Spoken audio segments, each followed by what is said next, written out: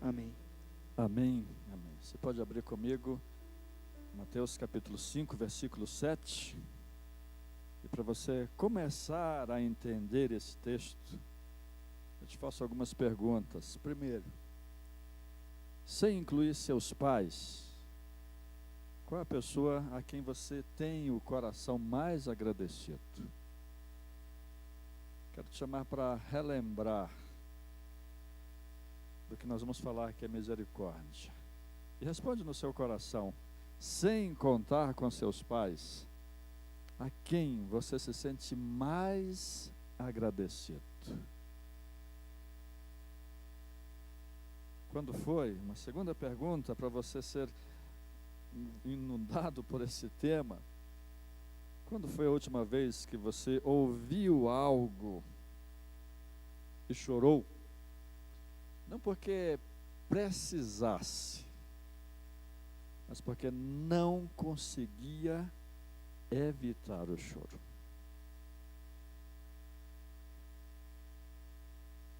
E mais uma, para você começar a entender o que é misericórdia. Você já foi ouvido? Alguém já te escutou?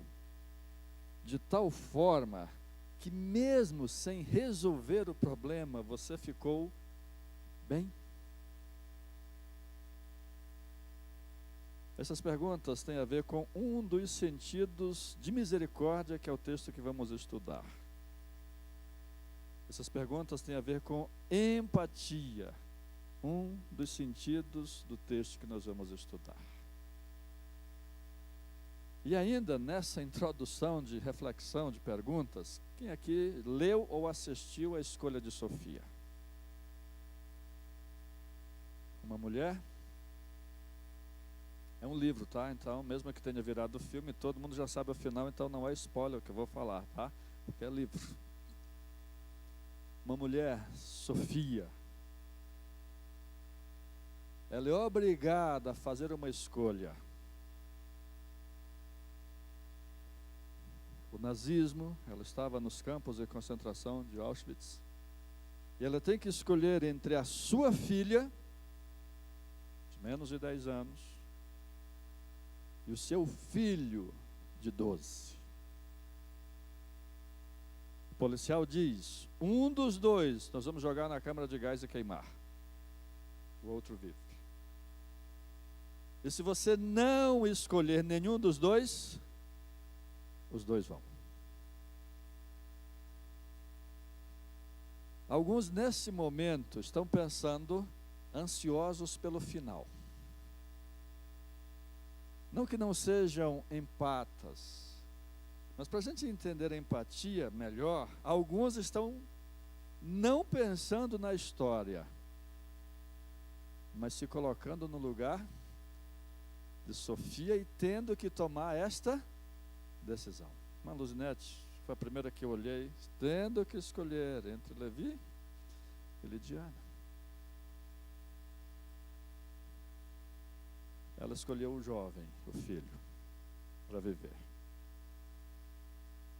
E ela luta com essa escolha o restante da sua vida, até finalmente cometer suicídio, de tanta culpa, de tanta angústia pelas decisões. Eu estou contando o final, porque, repito, é livro, todo mundo já sabe desse final. Porque misericórdia tem a ver com nos colocarmos também no lugar de Sofia. Tem a ver com entender a dor e a angústia dela. Mas deixa eu sair dessas histórias e colocar uma outra, real, na minha vida. Uma senhora com câncer de fígado, precisando tomar a sua medicação a cada 4 horas para sobreviver à dor. E nós, como igreja, passamos a comprar aquela medicação. Nós começamos a ver os filhos, já que não precisavam se preocupar com a mãe, porque tinha uma igreja cuidando, se envolvendo mais na bebida, no cigarro, e não cuidando da mãe. O que fazer? continuar comprando a medicação ou parar para que a família assuma a sua responsabilidade. Dilemas. Dilemas que tem a ver com o texto que vamos estudar nesta noite, que é Mateus 5:7. Se você está nos visitando, até aproveitando, se você está nos visitando, dá um tchauzinho. A gente pulou essa parte no início do culto. Olha só, tem um casal lá atrás. Quebra o protocolo aí, cumprimenta essas pessoas, mesmo aqui quase que no meio da pregação. Dá um tchauzinho se você está nos visitando. Alguém vai te cumprimentar agora, vai te desejar boas-vindas. Você é muito bem-vindo aqui, tá bom? Muito bem-vindo mesmo. Mas se você está aqui pela primeira vez, deixa eu te explicar que nós começamos há quase 2 meses atrás, mais de 2 meses atrás, uma série de reflexões sobre a verdadeira felicidade. São chamadas bem-aventuranças, felizes, abençoados, prósperos. Algumas das características que tem aqui são as características que nos tornam, então, felizes, bem-aventurados, prósperos, abençoados. A felicidade é o que mais se busca na nossa geração, como tenho dito nas últimas semanas, tem sido tão buscada que algumas pessoas até escolhem o suicídio como forma de encontrar a felicidade, como forma de pôr fim a um sofrimento. E das várias marcas que já estudamos, hoje é o dia de estudar Mateus 5:7. Bem-aventurados os misericordiosos.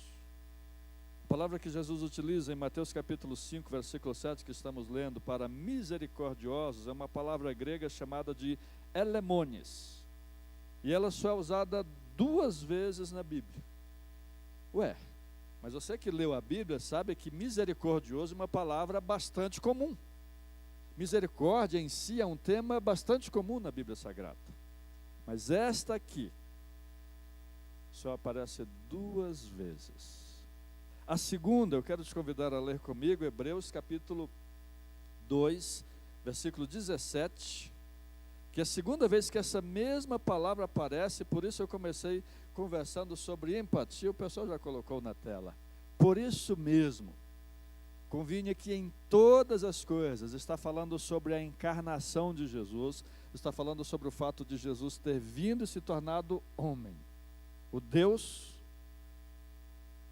aquele que não tem corpo, aquele que não é matéria, aquele que não sabe o que é fome, não sabe o que é sede, não sabe o que é desejo, porque está acima de todas essas coisas do nosso corpo carnal, aquele que é puro se faz carne, e o texto diz que convinha, era necessário que Jesus fizesse isso, para que em todas as coisas ele se tornasse semelhante aos irmãos. Em Hebreus 2, Jesus é chamado de nosso irmão mais velho. E essa necessidade da encarnação de Jesus é colocada em Hebreus, numa linguagem bem humana, para que ele pudesse ser misericordioso e um fiel sumo sacerdote. Se a gente pudesse conversar com a Sofia, certamente a gente aprenderia muito sobre culpa, sobre angústia. Quem já perdeu um ente querido, quem já viu a morte, certamente tem mais condições de ajudar quem está passando por esta situação. Assim como um casado é mais hábil em ajudar um jovem que ainda não casou. O que o texto está dizendo é que mesmo Deus sendo Deus, mesmo Jesus sendo divino tal qual o Pai, no plano eterno de Deus era necessária a encarnação para que ele se tornasse mais conhecedor dos nossos sentimentos. Entenda que isso é uma linguagem humana, porque Deus, na sua perfeição, seria capaz de compreender todos os nossos sentimentos como Deus que é. Ele é onisciente. Como diz o Salmo 139, antes que uma palavra me chegue à língua, Ele já sabe. Eu posso orar sem abrir a boca, eu posso orar apenas no meu pensamento. Nós cremos que Deus é onisciente. Mas aquela palavra que Ele está dizendo que nós temos que ser misericordiosos, A única vez que aparece além de Mateus 5,7 é dizendo: Jesus aprendeu a ser misericordioso. E aprendeu como? Se tornando igual. Aprendeu a ser misericordioso se colocando no meu e no seu lugar. É a mesma ideia que é repetida em Hebreus capítulo 4, principalmente no versículo 15. Os meninos vão colocar na tela de novo, facilita a nossa vida. Eu não sei se facilita, porque depois a gente fica acostumado, né? Mas vamos lá. Nós não temos um sumo sacerdote que não possa compadecer-se, que não possa ser misericordioso, que não possa ter compaixão das nossas fraquezas, porque antes foi ele tentado em todas as coisas, à nossa semelhança, mas sem pecado. Porque os dois textos, o texto que a palavra aparece é Hebreus 2,17, mas aqui a gente tem essa ideia na prática, é de que Jesus, ao passar por situações como nós passamos, ele aprendeu a ser misericordioso. Repito, é uma necessidade nossa, não uma necessidade dele na sua onisciência. Está compreendendo o sentido de ser misericordioso? Essa capacidade de se colocar no lugar do outro.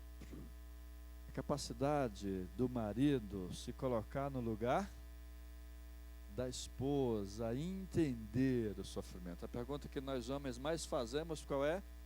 Eu não sei o que ela está querendo, o que está faltando, ela tem tudo, o que falta? Porque nós homens nem sempre conseguimos nos colocar no lugar dela. É a capacidade da esposa se colocar no lugar do esposo. Tem um TikTok que está aparecendo muito no meu feed agora, que é Café com Tua Mãe. É muito bom. Eu queria que alguém indicasse para minha esposa, inclusive, tá? Não devo ser eu que vou indicar, mas é muito bom. Você está reclamando do marido que trabalha demais? Você queria estar casada com um preguiçoso? E faz várias perguntas que é levando a esposa a se colocar. Indica para sua esposa, viu, homens? Ou pede para sua amiga indicar. Café com tua mãe. Tem o café com teu pai também, você já viu, né? Essa capacidade de se colocar no lugar do outro, do pai ser capaz de se colocar no lugar do filho, e do filho ser capaz de se colocar no lugar do pai, e entender a situação não com o seu olhar, mas com o olhar do outro. Esse é o primeiro sentido de misericórdia, ser capaz de se colocar no lugar do outro. Por isso que Jesus passou por tudo que nós passamos. A mãe ser capaz de se colocar no lugar do filho e entender como ela sufoca. O filho ser capaz de se colocar no lugar da mãe e entender como precisa amá-la e compreender por que ela sufoca. A nossa atitude da igreja em dar o remédio para aquela mulher com câncer de fígado. Mas há uma diferença entre as outras palavras gregas em Mateus 5,7. Mateus 5,7, repito, a palavra é elemones, só 2 vezes. Mas misericórdia aparece tantas vezes na Bíblia. A segunda palavra, e essa aparece várias vezes, é uma palavra meio difícil até de pronunciar, que é oikitirmon.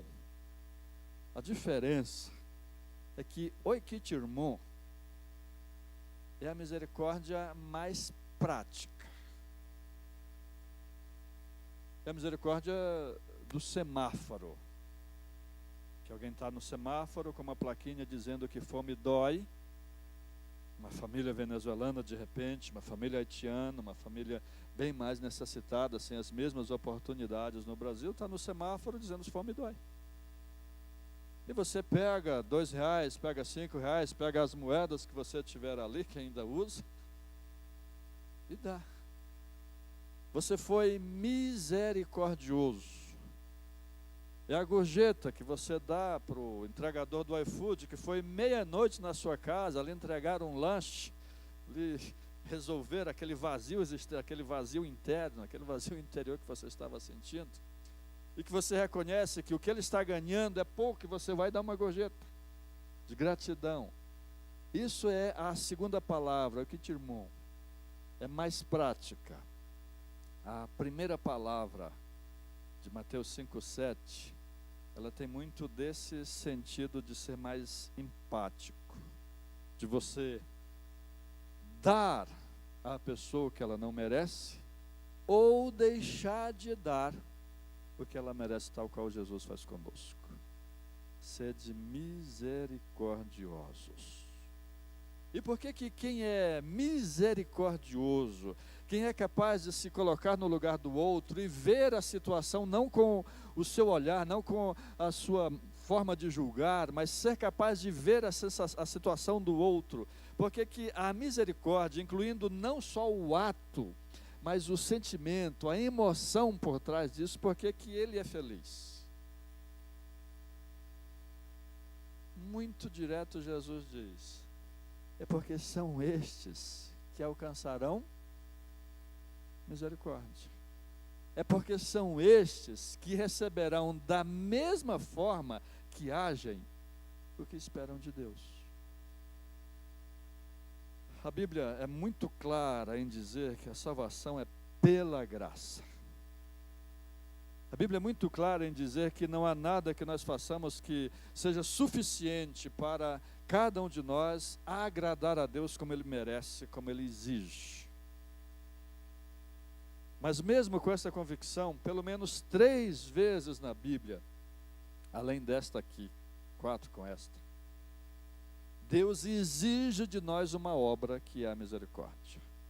A segunda está em Mateus capítulo 6, que eu vou pular, mas vocês conhecem muito bem, popularmente conhecido como oração do Pai Nosso. O que a gente ora lá? Perdoa-nos as nossas ofensas, seja misericordioso para conosco, da mesma forma que nós perdoamos os nossos ofensores. Jesus nos ensina a orar, e nós oramos quando fazemos esta oração, dizendo exatamente Mateus 5,7, Deus, me trate como eu trato meu pai. Me trate como eu trato meu vizinho. Me trate como eu trato alguém que está abaixo de mim. Me trate da mesma maneira que eu trato quem precisa. Com a misericórdia que eu alcanço pessoas, que eu seja alcançado por ti. Foi assim que Jesus nos ensinou a orar. A segunda vez que isso aparece é em Mateus 18. Eu quero finalizar, eu quero ler o último versículo dessa parábola de Jesus em Mateus 18. Mateus 18, 35. Ele conta uma história de 2 homens. Um que devia para o rei a quantia de 10.000 talentos. Já fez essa conta outras vezes com os irmãos? Um talento, uma moeda de prata, ou melhor, quantidade de 35 quilos de prata. Equivalente a 6.000 dias de trabalho. E aquele homem é apresentado ao rei como que devendo 10.000 talentos, 10.000 vezes 6.000, 60 milhões de dias de trabalho, 200.000 anos de trabalho. Mesmo que ele fosse um grande jogador da NBA, um grande cantor sertanejo, ou outro esportista, 200.000 anos, mesmo que ele ganhasse 1.000 anos num dia, 1.000 dias num ano, melhor dizendo, 1.000 dias de trabalho num dia, 200 anos de trabalho. E o rei perdoa aquela conta. E quando ele sai do palácio, ele encontra o seu colega, que lhe devia 100 denários, 100 dias de trabalho, 4 meses de trabalho aproximadamente. Ele que havia sido perdoado de 200.000 anos, não consegue perdoar 4 meses. E o rei volta atrás e retira o seu perdão. Essa é a história. E depois de contar que o rei retirou o perdão, Jesus diz: é desta maneira, é assim também, do mesmo jeito, que meu Pai vai fazer. Sim, Jesus está usando de uma ênfase forte, porque a graça cobre até a nossa falta de perdão, mas não mexendo na teologia da salvação. O que Jesus está dizendo é que Deus, se não vai, mas tem vontade de retirar a misericórdia de quem não é misericordioso. E aí, o texto de Hebreus, capítulo 12, versículo 15, 14 e 15, é a terceira vez em que isso aparece. Pode botar logo o 15. Atentando diligentemente, porque ninguém seja faltoso, olha que expressão forte, separando-se da graça de Deus. Nós podemos nos separar da graça de Deus. Nessa ênfase, repito, isso não cabe dentro da teologia da salvação, é um ensino enfático sobre a necessidade de misericórdia, e não um ensino sobre salvação. Porque a teologia da salvação é de que ela depende de Jesus e não do que nós fazemos.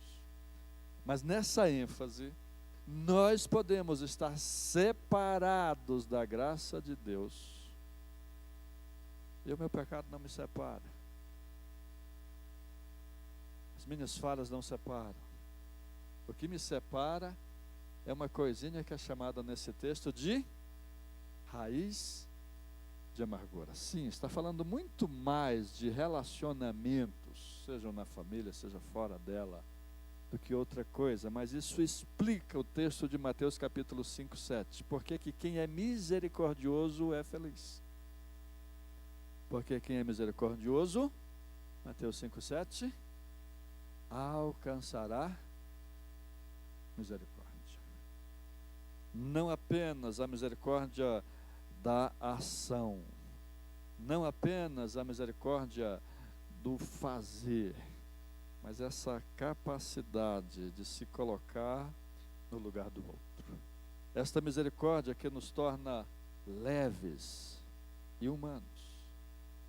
Essa misericórdia que é sempre boa, mesmo quando você se sente mal por ser misericordioso, porque tem misericórdia, mas também tem uma necessidade, uma linguagem do amor que deseja gratidão, que deseja reconhecimento, que sofre porque ajuda demais e não é reconhecido. Mesmo nestas condições, ser misericordioso é bom. Ser misericordioso, inclusive, é algo que só é completo em Deus. Um dos meus colegas de faculdade, lá nos anos 2000, ele tinha sempre essa pergunta, como ateu que era, ateu existencialista, ateu filosófico, não à toa, mas ateu com base mesmo nas reflexões da ciência, da própria existência humana. E a pergunta que ele sempre fazia era: por que a gente tem que ser bom? E a resposta que ele mais encontrava na filosofia, na sua busca de respostas, era pelo próprio ser humano. Mas o que a história mais está repleta é de como o próprio ser humano é incapaz de encontrar essa misericórdia plena. Estamos vendo todas as discussões do nosso país. É justa a prisão de Léo Lins? É justo ele fazer chacota com minorias? É justo 8 anos de cadeia? É injusto? Nós temos limites da nossa concepção de misericórdia. Nós temos limites que são colocados pela nossa própria humanidade. Mas, quando a nossa misericórdia não é baseada em nós, mas é baseada no buscarmos a misericórdia de Deus, quando a nossa misericórdia é baseada na resposta que o pastor Carvalho sempre dava, não era assim que me contaram: você está bem? Melhor do que mereço. Bem melhor do que mereço. Quando a misericórdia é baseada nisso, ela vai além do ser humano. Ela vai além do que a humanidade, do que o humanismo é capaz de ser capaz de produzir. Mas isso traz algumas dificuldades. Porque se Deus é misericordioso, e eu vou voltar para o caso da mulher com câncer. Então significa que Deus é sempre disposto a perdoar, significa que não há necessidade de exigência de arrependimento. Desde os anos 2010 nós vivemos sobre, de novo, a discussão de uma teologia chamada de universalismo, que entende que Deus vai salvar todos, não importa. O livro de Rob Bell, O Amor Vence. Deus vai salvar todos, não importa, porque Ele é misericordioso. Eu lembro bem de ter lido na Veja, nas páginas amarelas, quando ainda tinha a revista impressa, quando ler era mais uma tarefa de papel do que uma tarefa de um celular, que o jornalista que fez a entrevista com Rob Bell foi muito cruel em perguntar: se você acredita que todos vão para o céu? E Hitler? E o homem que foi tão perverso que criou o soldado que leva Sofia a ter que escolher entre a sua filha e o seu filho. E ele desconversa na entrevista porque é difícil dizer que todos deverão ser salvos, que Deus na sua misericórdia também não possa ser juiz. Sim, Ele é juiz.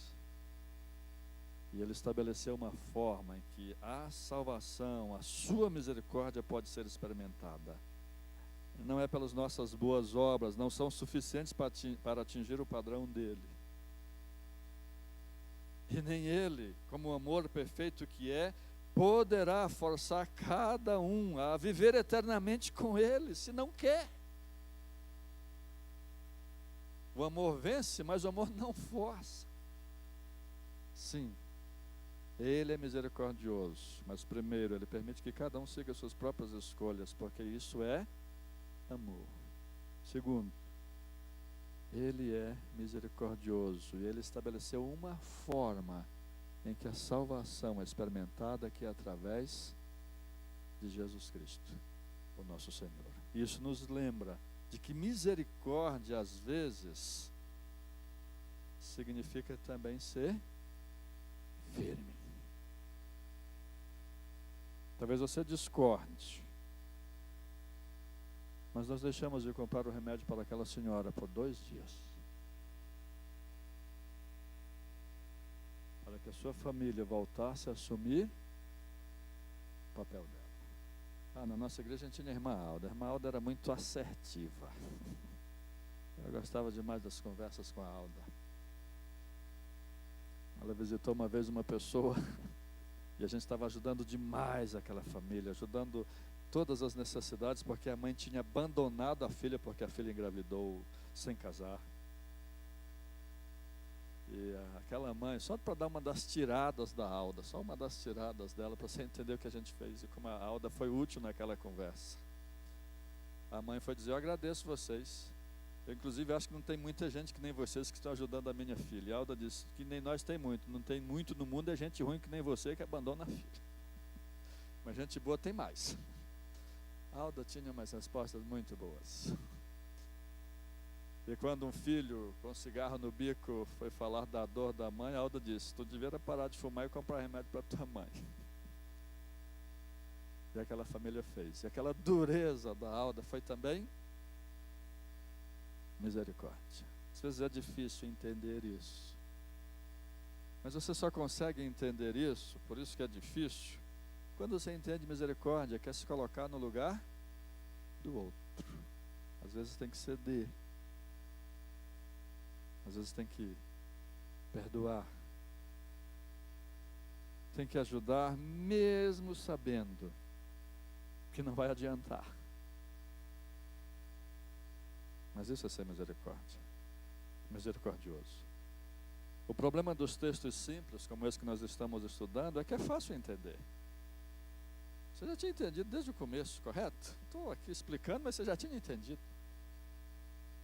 O problema dos textos fáceis é que eles são difíceis não de entender, mas de praticar. E muitas vezes são mais difíceis de praticar em casa, na família. E eu quero te convidar a praticar. Como? Primeiro, entenda que nós somos o alvo da misericórdia de Deus. Primeira coisa, entenda. Como o pastor Carvalho respondia, como é que você está? Melhor do que mereço. Entenda isso. Se Deus for ser justo, nem eu nem você estaríamos aqui. Entenda. Veja-se primeiro como alvo da misericórdia de Deus. Primeiro. É lógico que todo abuso precisa ser combatido, todo abuso precisa ser enfrentado.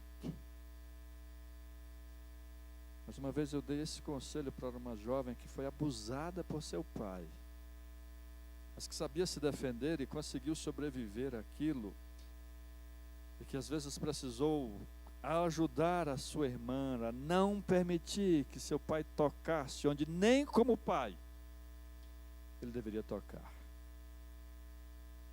E nas muitas angústias daquele processo com aquela irmã, não trazendo mais um peso sobre ela, lhe garanto, a conversa foi uma conversa maravilhosa, não trouxe nenhum peso a mais sobre ela. Mas eu disse, minha irmã, veja seu pai como uma alma somente, que precisa de misericórdia. E não permita que toda essa história continue influenciando tanto a sua vida. Assim como você tem a misericórdia de Deus na sua vida, queira a misericórdia de Deus sobre aquela pessoa. Segundo, aprenda a ser empático. Aprenda a se colocar no lugar do outro. Eu sei que talvez eu possa parecer que conheço muitas das histórias dos irmãos, mas aprenda a se colocar no lugar do seu pai. A ver a vida com o olhar dele. Aprenda a se colocar no lugar do seu esposo, da sua esposa. Aprenda a ver com o olhar dele. Aprenda a ser empático.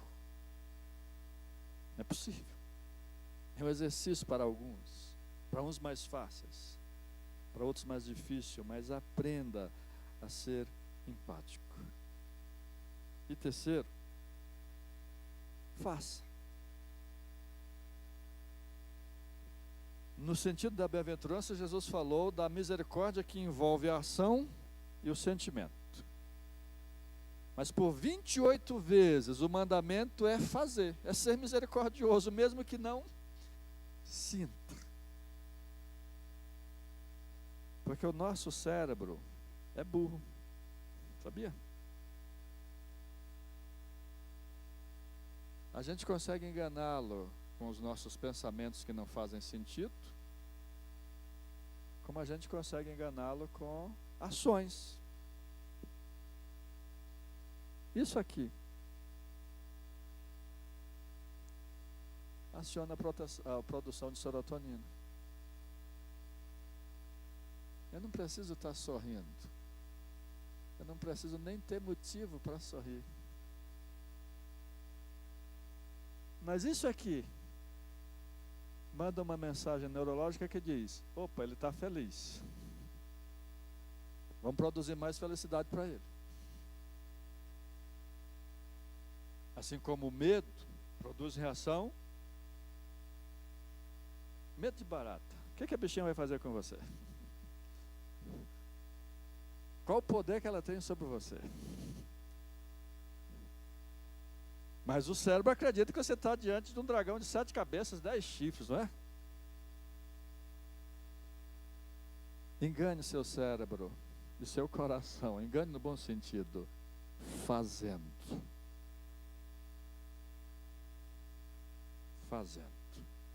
Você conhece aquelas historinhas do tempo de Orkut?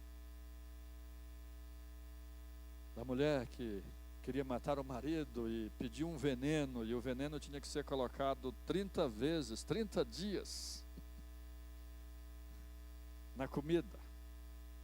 E para que não houvesse nenhuma desconfiança, é lógico que a esposa precisou se aproximar mais do marido durante aqueles 30 dias, cuidar bem. E ao final dos 30 dias ela não queria que o marido morresse. E na historinha, a historinha do tempo de Orkut, era bonito naquele tempo. Os mais jovens não sabem, né? Mas a gente tinha PowerPoint com som, PowerPoint com início automático, pulava de frase, pulava de figura, era uma maravilha. Hoje vocês têm aí CapCut, hoje vocês têm aí Enchant, né? Que vocês fazem um vídeo em 30 segundos. Era divertido naquele tempo. Desse tempo, a pessoa que havia receitado o veneno disse, mas não era para matar mesmo. Porque a melhor forma de matar o inimigo é torná-lo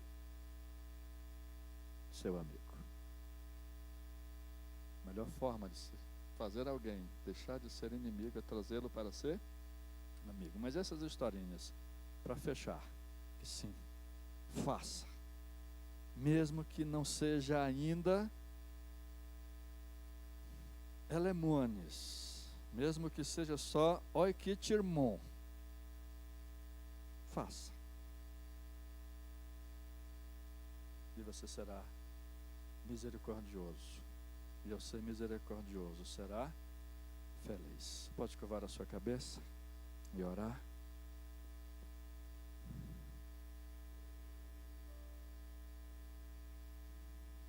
Independente dos problemas que você está enfrentando na vida, eu queria focar em problemas de relacionamento nesta noite. Por um instante eu quero que você esqueça do boleto ou do resultado do exame que você está esperando. E foque em relacionamentos. Hoje.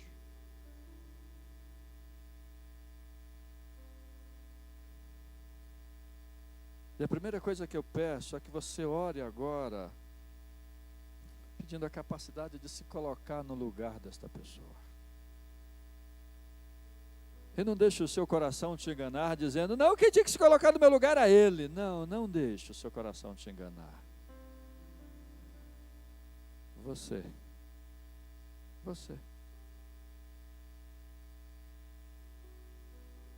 Não deixe o diabo continuar colocando mentiras na sua vida. Mas se eu fizer isso, eu vou continuar sendo a besta da história. Bem-aventurados os bestas.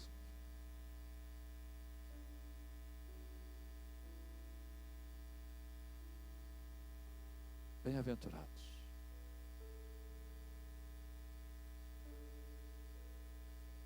Bem-aventurados os misericordiosos, porque alcançarão misericórdia.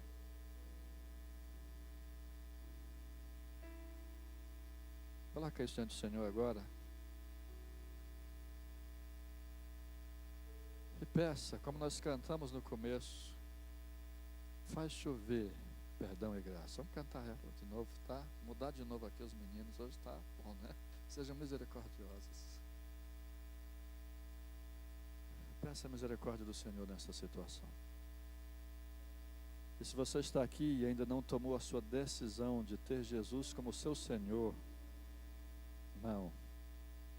não são suas boas obras que vão te salvar. Não é tua boa educação, teu comportamento excelente. A única forma de você ser alvo da misericórdia de Deus é com Jesus, é recebendo Jesus. Se você está aqui e ainda não tomou essa decisão de receber Jesus como seu Senhor e seu Salvador, quero pedir que você se identifique, a mão erguida assim, para a gente orar junto contigo e te ajudar na caminhada que você vai começar. Pela segunda vez eu pergunto: alguém entre nós que deseja tomar esta decisão de ter Jesus, de experimentar a misericórdia dele de uma maneira que vai além da sua própria consciência? E a terceira e última: se você está aqui e ainda não tomou essa decisão, faça isto agora. Receba Jesus como seu Senhor e seu Salvador. Vamos orar? Pai, no nome de Jesus, no nome de Jesus, nós clamamos que o Senhor faça chover sobre nós perdão e graça, e nos leve a praticar a misericórdia nos nossos relacionamentos. Que o Senhor também nos leve a praticar misericórdia com aqueles que estão abaixo de nós, que trabalham conosco. Que o Senhor nos leve a praticar misericórdia de forma prática com alguém que tanto está precisando hoje. Ó Deus, por misericórdia nós clamamos, que queremos repassá-la. Que o Senhor nos ajude a repassá-la, no nome de Jesus. Amém.